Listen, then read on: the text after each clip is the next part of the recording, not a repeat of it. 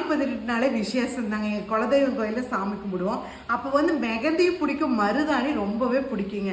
ஏதோ ஒரு விசேஷ காலம் இந்த மருதாணி வைக்கிறது எனக்கு ரொம்ப பிடிக்கும். இது பெனிஃபிட் பார்த்தீங்கன்னா ஏராளம். என்ன தெரியுங்களா, உடம்ப வந்து நம்ம குளிர்ச்சியாக வச்சுக்கோ. ரெண்டாவது இந்த நெகக்கண்ணிலாம் வந்து ஒருத்தருக்கு மண் பூந்து வலி ஏற்படுங்க. இந்த சமயத்தில் வந்து இந்த மருதாணி தொடர்ந்து ஒரு 3 நாள் வச்சாலே அந்த வலி பறந்து போயிடும். அதே மாதிரி சொத்த ஒழுகும்பாங்க.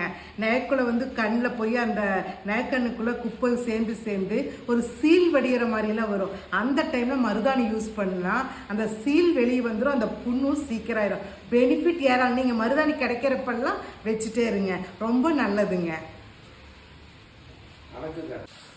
எனக்கு வந்து இந்த மருதாணி வந்து நல்லா குண்டு குண்டாக ரொம்ப பெருசாக வைக்கிறத ரொம்ப பிடிக்குங்க.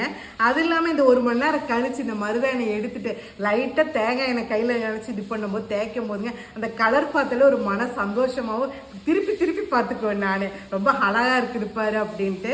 உங்களுக்கு எத்தனை பேர்த்துக்கு இந்த மாதிரி மருதாணி வைக்கிறது ரொம்ப பிடிக்கும், மெகந்தி வைக்கிற ரொம்ப பிடிக்குங்கிறத கமெண்ட்ஸ் பண்ணுங்கள்.